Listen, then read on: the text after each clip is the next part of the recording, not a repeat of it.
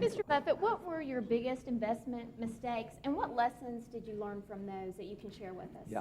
The biggest investment mistakes have been mistakes of omission rather than commission.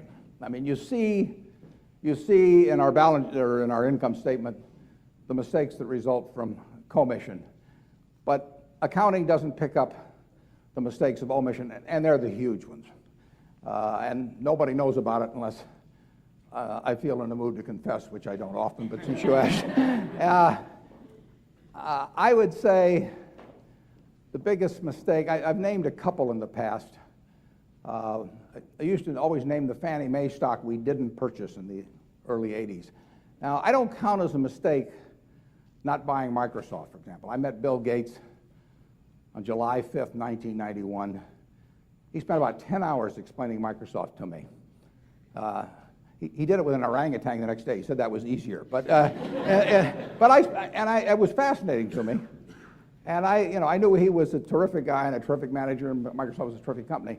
So I went back and bought 100 shares just to keep track of it. But I didn't know enough to make the decision. I really didn't know what other people were doing in the field. And so it was outside of what I call my circle of competence. And the important thing in investing is not how big your circle is, it's knowing where the perimeter is so that you stay within the circle. And we try to do that. Now, Fannie Mae was in my circle of competence in the early 1980s. So when I miss something like that, I deserve a thumb-sucking award, basically. If I miss, all kinds of other things, that doesn't really make any difference. But I missed that one. That costs billions of dollars, never shows up in our financial statements. An example I use more often now, more recent, was I set out, this is even worse, I set out to buy 100 million shares pre-split, 200 million shares of the present stock of Walmart about 5 or 6 years ago. It was at $23 a share, so it would have cost us $2.3 billion if we'd bought it. If we had bought it, it would be worth about 11.5 or 12 billion. Now, I knew enough to understand Walmart. I mean, I knew it was the retailing machine of all time.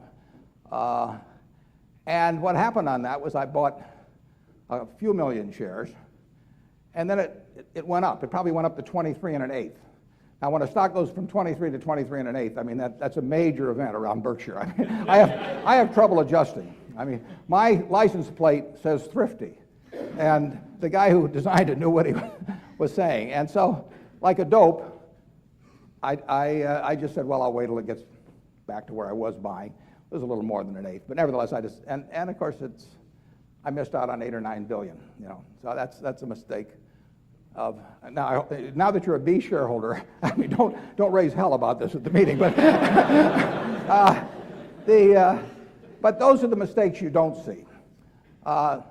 Mistakes that you can see is Berkshire Hathaway, literally, today, is a merger of 3 companies in my business lifetime. There was the original Berkshire Hathaway, which we bought into in 1965, or bought control of in early 1965. And then there were 2 other companies called Blue Chip Stamps, a trading stamp company in California, and Diversified Retailing, a company that started out with a department store in Baltimore. The Diversified and Blue Chip got merged into Berkshire, so that's where it all comes from. All 3 of those were mistakes. I mean, starting with the textile business, Berkshire was a textile company with $20 million in net worth. The whole $20 million was tied up in the textile business, and it was a lousy business. I bought it because it was cheap, not because it was good.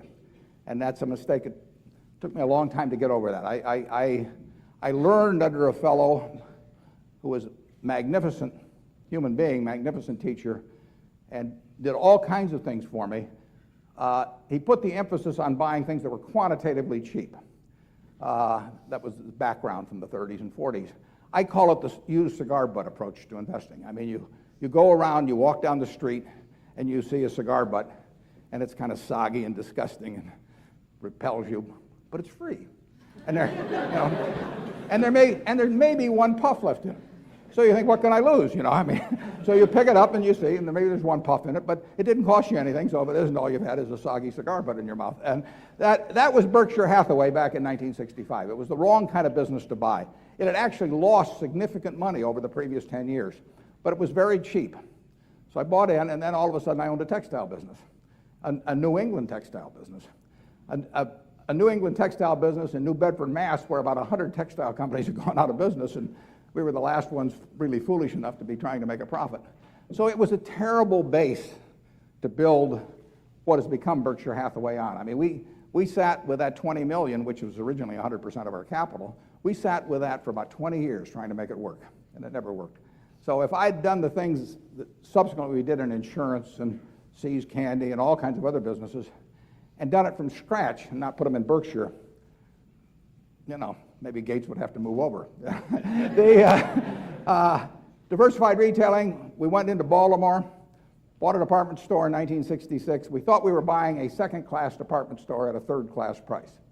We were buying a fourth-class department store at a third-class price, and that sunk in after a few years, but that was a mistake.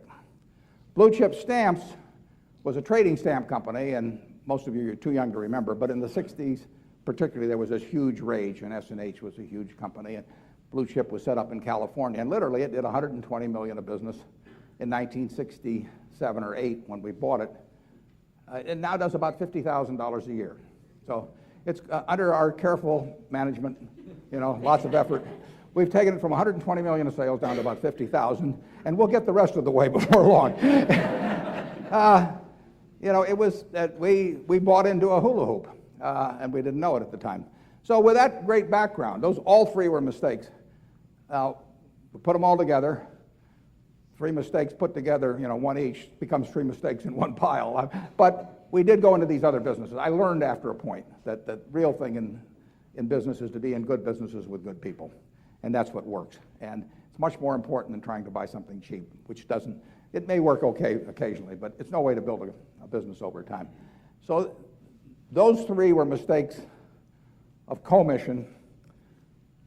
Even more, the Walmarts and the Fannie Mae's are omission. And we'll have new ones next year. I will have a section in the report this year called "The Dumbest Thing I Did This Year." It may take half the report. Who knows? But I don't dwell on them in the least. It doesn't make any difference. I mean, I've been having fun the whole time, and I'll continue to have fun. And actually, if you played golf and you scored a hole-in-one on every hole, it wouldn't be an interesting game after a while. I mean, if it had some magnet in the hole someplace and the ball automatically went to it, you'd give up golf. It's much more fun to play the game, par 3s, par 5s, occasionally hit one in the rough, and so on. It's a lot of fun. So that's as much as I wish to confess to today.